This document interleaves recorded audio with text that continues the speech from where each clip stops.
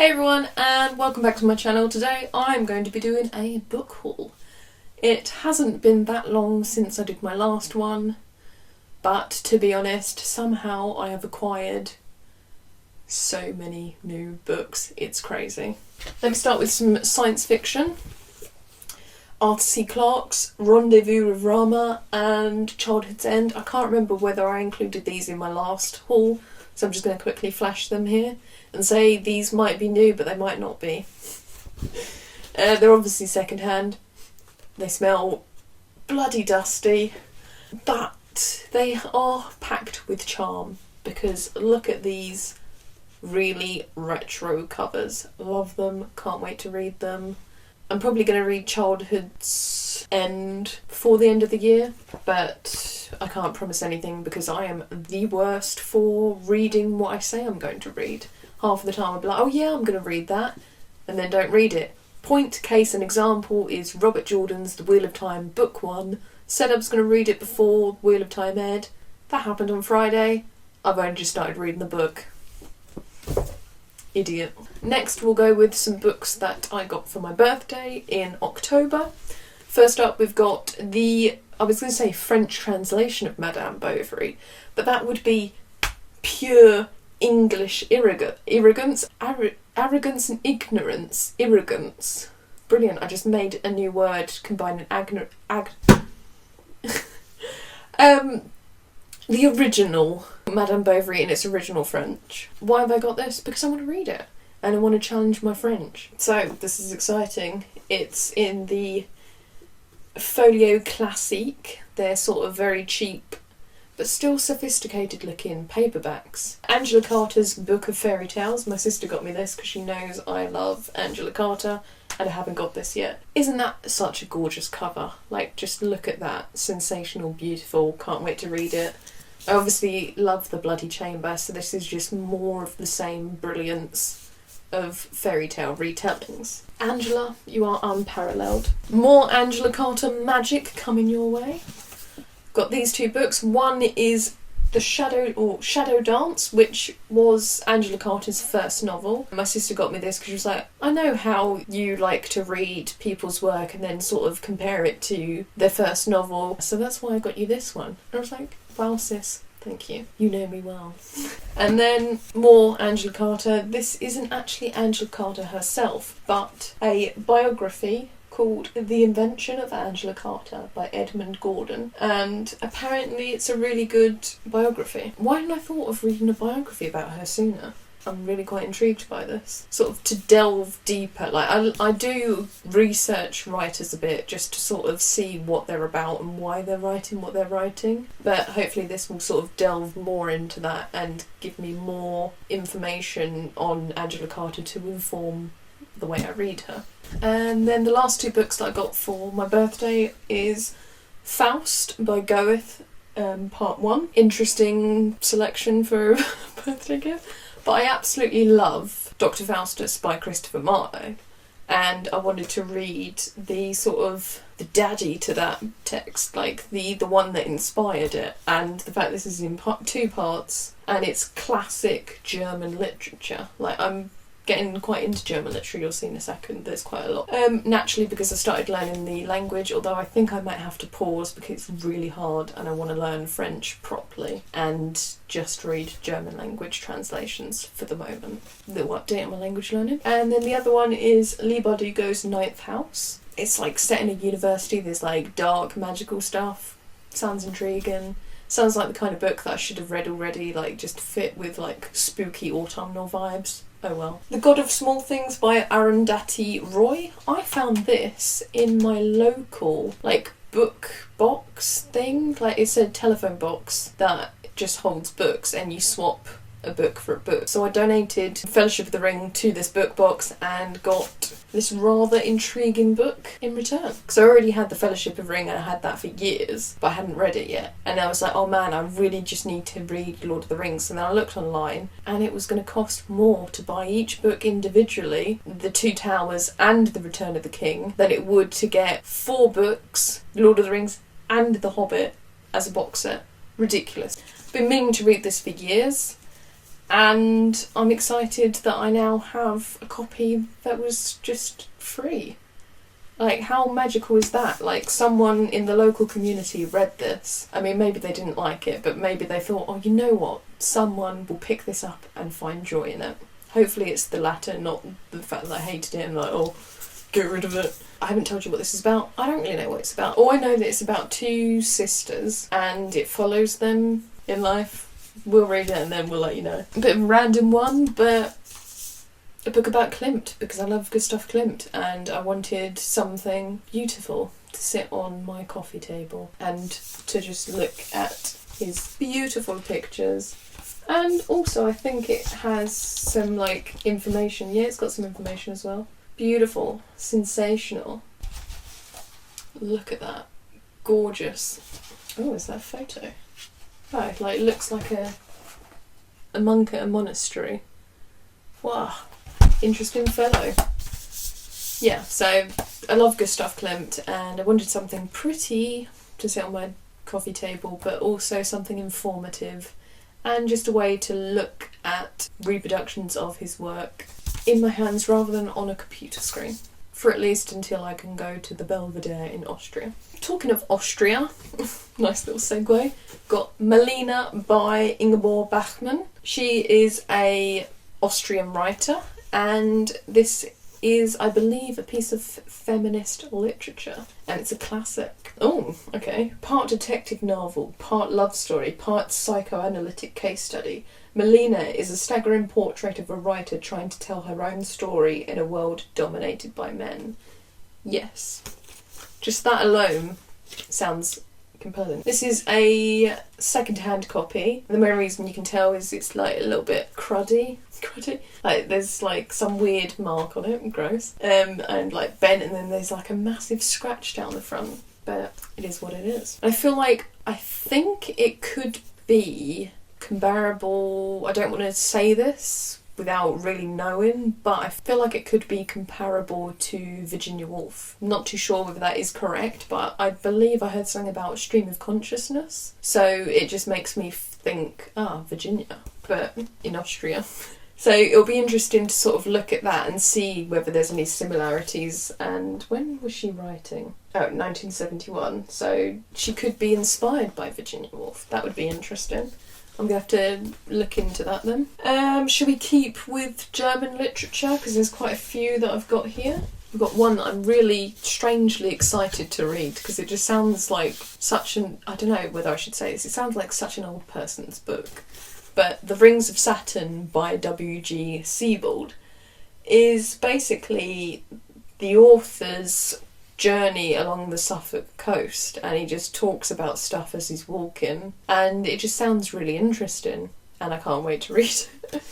And this book came to my attention because of the one, the only Christian Petzold that I probably mentioned in every single video on this bloody channel so far.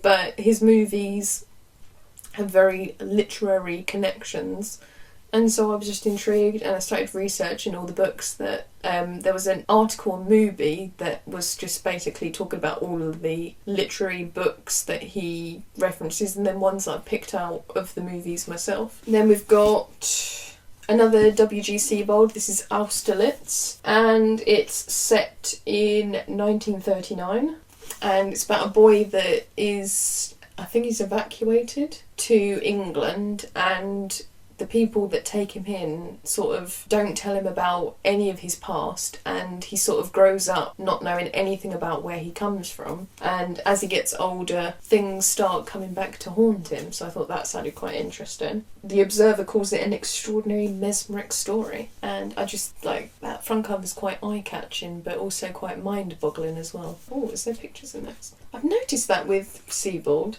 Pictures. I do have another one of his works called The Immigrants that I was going to read for university, but then I chose a different question and didn't have to read it, that I haven't read yet, and that's got pictures in it. That's got pictures. Oh, interesting. I like it. Then another German literature book is Alone in Berlin by Hans Fallada. This is in 1940 Berlin and during Nazi occupation and World War II. So, you know it's going to be dark. you know it's going to be sad, but it's important to read books that are dark and sad, that have so much humanity inside them. And if you're interested about a country, or just finding out about moments in history of extreme oppression and just, whoa, why did this even happen, then you've got to read them. And so this is a ordinary German man living in Berlin, but he goes out of his way after a tragic incident involving his son to start posting postcards with messages against Hitler. And so then it's like, I guess maybe like a manhunt. Yes, I've just read the back. Soon this silent campaign comes to the attention of ambitious Gestapo Inspector Escherich, and a murderous game of cat and mouse begins. Whoever loses pays with their life. Wow. Oh, I might have to read this. Like, the front cover looks quite sparse and, I don't know, wintry, so I might have to read this in December. Like, counteract all the festive cheer with something. Talking about depressing. Riverplatz by Werner Braunig. This is set in East Germany during the Soviet occupation, and it's about is it a nuclear power plant? Riverplatz focuses on a notorious East German uranium mine run by the Soviets, supplying the Brotherland's nuclear program. And basically people start dying, they're oppressed, and it's just disgraceful. So this is like depressing literature. This should be like a genre of just depressing literature, and this would be like the poster boy for it, I think. Might have to read this next year at some point when I'm not feeling emotionally fragile. It's like maybe in the summer. I'm intrigued by it, and I think, again, like I was saying with whatever book I held up and said like hard literature is important, I feel like this is an important read. Oh my goodness, there is yet more German literature, so you can tell that I just suddenly became like really enthralled by the idea of reading German literature and learning the language. So we've got Teal by Daniel Kehlmann. This was part of the Booker Prize like shortlist or long list a few years ago, I think. But it sounds quite interesting. It's about a trickster that either like is in the foreground of the story or hovering in the background of the stories. It's set over 100 years, I think, or it's during the 100 Years' War. It's during a war, and it's just like this trickster character doing stuff. He's a trickster, a player, a jester. That front cover, damn, is she beautiful? Yes, she is. So I'm just intrigued. Like, I love folklore and sort of different mythologies from different countries. Like, I love Norse mythology, and I know that Norse mythology and Germanic mythology have a lot in common, so I don't know whether I'm getting ahead of myself, but is this character a bit like Loki? That's just maybe a guess, but I don't think he is, but he might be in the sort of mischievousness of him. But it'll be interesting to see. Gramskis Fall by Nora Bosong. This is perhaps one of the most beautiful front covers I've ever seen, and I will admit that is what drew me to the book. I was on Seagull Books, which is a really cool independent publisher based in Calcutta, India, that focuses on international books and publishes them in English translations. And so this is part of the Germany collection, which Riverplatz is also from the same publisher. Gramskis Fall is like a story told in alternating parts about a man, a scholar who studies the politician Gramsci, and then Gramsci himself.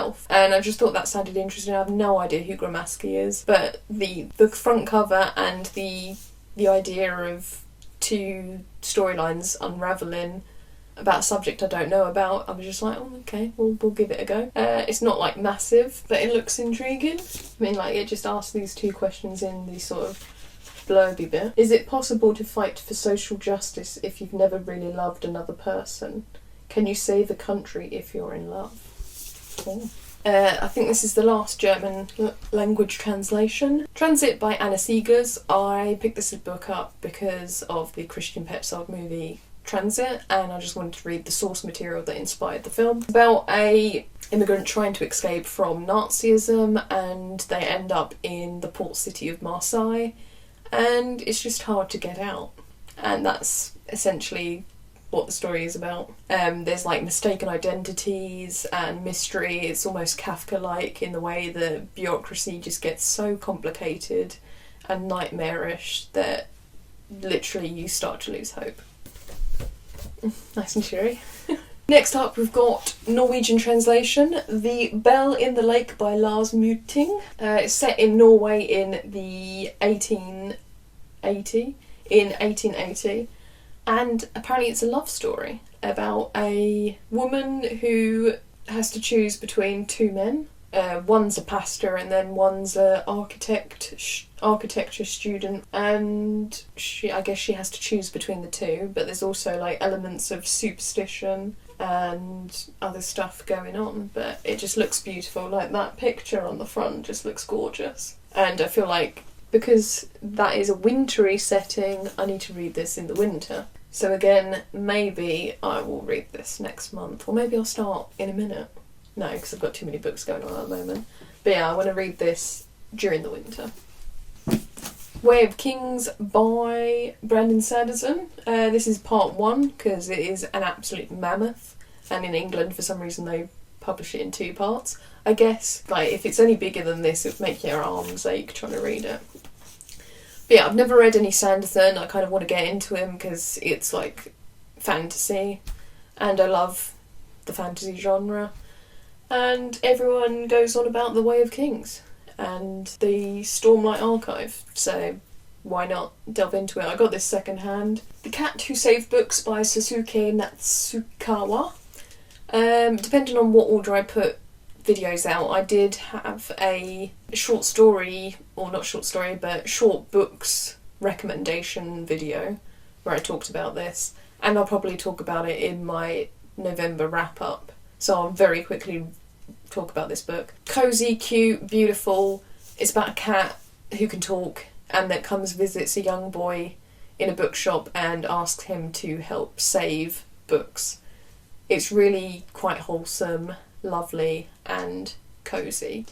Read this festive season. Read this winter. Get it for someone that you know will like it for Christmas and they'll be really happy. More translations. Got The Disaster Tourist by Yun Cohen. This is like a satire / like examination and critique of social constructs in Korea. So this is about a young woman who works at a disaster tourism company. Someone harasses her, so then they try and shut her up by sending her on a holiday so that she would just not take the complaint any further. And apparently bad stuff happens. No wonder. It's a disaster tour. But it sounds interesting, and here it says, The Disaster Tourist revels in the absurdity of modern life. It's both slickly contemporary and slyly surreal. Love the sound of that. Can't wait to read it. And then we have Your Republic is Calling You by Kim Yong-ha. And this is about a North Korean spy in South Korea, if you couldn't tell by the eyes and Your Republic is Calling You. I got this second hand because for some reason it was either really expensive to buy it new or I just couldn't find it anywhere. And someone has really gone to town with their annotations in here. So it'll be really interesting to read it alongside these annotations of this random, I think the person put their name in it, Alina Hansen, 2018. It'll be interesting to hear that person's thoughts on the book. So I'm not even mad that it's just really been almost defiled with notes. It's quite interesting and quite actually exciting. And then finally we've got Sweet Bitter by Stephanie Danler. I picked this up because I was intrigued by the premise. It's about a young woman starting her adult life afresh in New York City, and she starts working at a really posh restaurant. So I feel like it might give me slight Sally Rooney vibes, but not as pretentious, hopefully. Yeah, it's just quite intriguing. I watched the Stars drama and I thought it was quite interesting. I think I watched that last year or the year before, whenever it came out. And I was like, you know what, I need to actually read the book. And the English editions looked really ugly, so I had to get the American edition. And this was second hand. And it's got a hole in it there, but I don't mind. It's okay. And it's got the really is it dackled edges? But it's got textured edges, which just kind of makes my heart sing slightly. I don't know whether that's me being weird, but ladies and gentlemen, that was my latest book haul. Give me a like if you think I buy too many books and don't read enough of them. Give me a like if you liked the video. Give me a comment if you've read any of these books or you're intrigued by the premise of one of them, or if you think I should stop buying books and actually start reading them. Thank you for watching, and I'll see you again soon. Bye bye.